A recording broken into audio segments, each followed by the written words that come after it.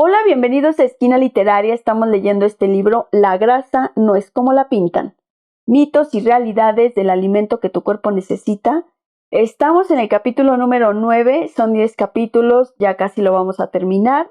Hoy vamos a leer el tema que se llama Las grasas trans se convierten en el siguiente mal dietético. En su campaña contra las grasas trans, Willett se convirtió literalmente en un activista. En 2006 lo vi en un mitin en el centro de la ciudad de Nueva York, cerca de donde los legisladores estaban debatiendo una prohibición en otra ciudad sobre el uso de grasas trans en los restaurantes. Era un frío día a finales de octubre y me sorprendió verlo subir al estrado. Willett se inclinó y la multitud se acercó más. Las grasas trans son una clase de veneno metabólico, declaró. Se escucharon aplausos. Willett no solo decía que comer grasas trans resultaba en enfermedad cardíaca. Probablemente hay una dimensión de diabetes y la evidencia de que existe un vínculo con el sobrepeso y la obesidad es bastante fuerte. Informó al público, pese al poco apoyo de las ciencias que sus declaraciones tenían y de que de hecho todavía no tienen, así que este es un paso muy importante. Felicidades al Departamento de Salud de la ciudad de Nueva York, concluyó.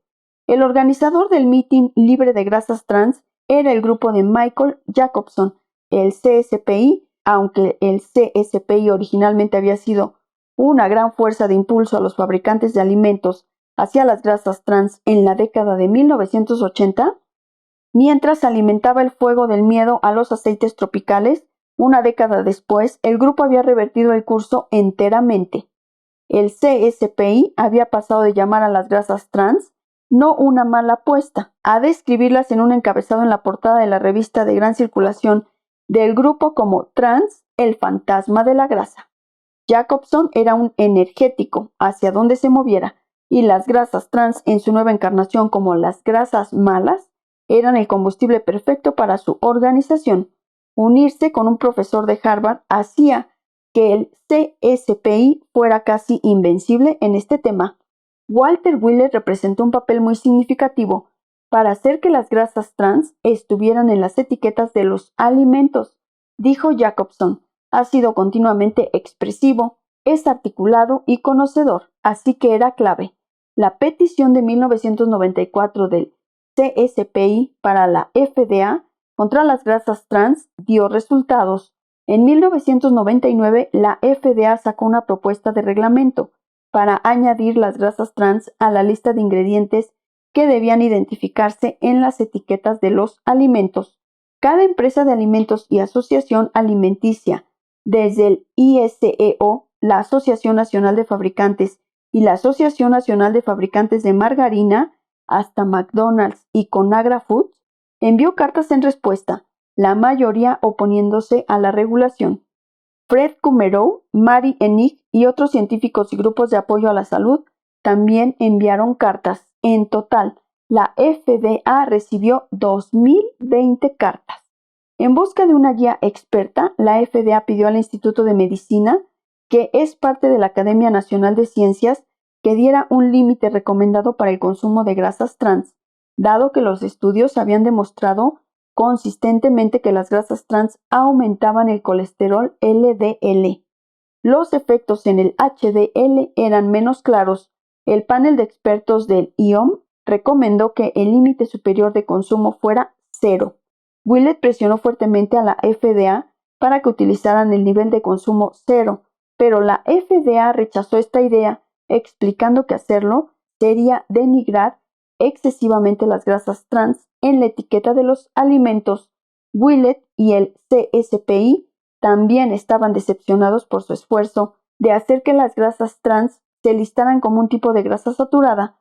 Al determinar que no, la FDA estuvo de acuerdo con la mayoría de los expertos, quienes decían que combinar las dos sería científicamente impreciso y confuso, dado que las grasas trans y las saturadas son química funcional y fisiológicamente diferentes. En 2003 el reglamento finalmente salió. Indicaba que desde el 1 de enero de 2006 las grasas trans tendrían su propia línea separada en la información nutricional en la parte de atrás de todos los alimentos empaquetados.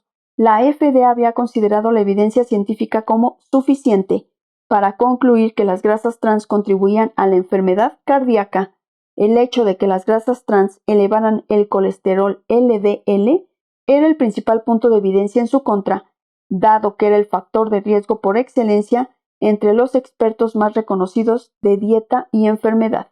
Otras líneas de evidencia se consideraron secundarias, como los hallazgos epidemiológicos de Willett y el trabajo de Kumerow sobre la interferencia en la membrana celular. No hay duda de que la regla de etiquetación de la FDA fue un evento importante para la agencia, porque aun cuando la FDA es la principal línea de defensa de Estados Unidos contra alimentos peligrosos o contaminados, durante mucho tiempo ha sufrido la falta de dinero y científicos hábiles para hacer este trabajo adecuadamente. Ahora la agencia había sacado una reglamentación emblemática que no era nada menos que transformativa para la industria.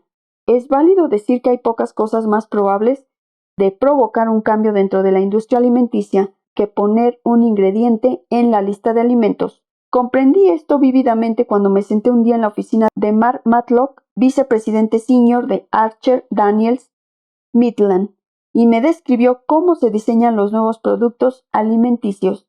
Todo empieza con lo que una empresa quiere tener en la lista de datos de los alimentos. Dijo, quiere decir bajo en grasa saturada, por ejemplo. Eso requiere 1 gramo o menos de grasa saturada en la etiqueta de los alimentos. Desde ahí un alimento se hace con ingeniería inversa. Por ejemplo, cuando vi a Matlock, estaba trabajando con un fabricante de alimentos que quería un cierto contenido de grasa en una declaración de colesterol bajo para un nuevo postre, y a partir de esos criterios su equipo desarrolló un pudín de chocolate sin lácteos que cubriera esa descripción. Sin la reglamentación de la FDA sobre las grasas trans, la mayoría de las empresas no habrían hecho nada. Incluso después de la cifra de 30,000 de Willett, las empresas de alimentos no vieron el caso de gastar para cambiar las grasas trans por algún otro ingrediente desconocido en todos sus productos, si nadie los estaba obligando. El esfuerzo de deshacerse de las trans no era serio en absoluto, dijo Farr, el consultor de la industria que había trabajado en Kraft y Wesson Oil. Ellos no sabían lo que iba a suceder, simplemente iban a esperar hasta que necesitaran hacerlo. Con algunas pocas excepciones, esta es la misma historia que he escuchado en toda la industria alimenticia.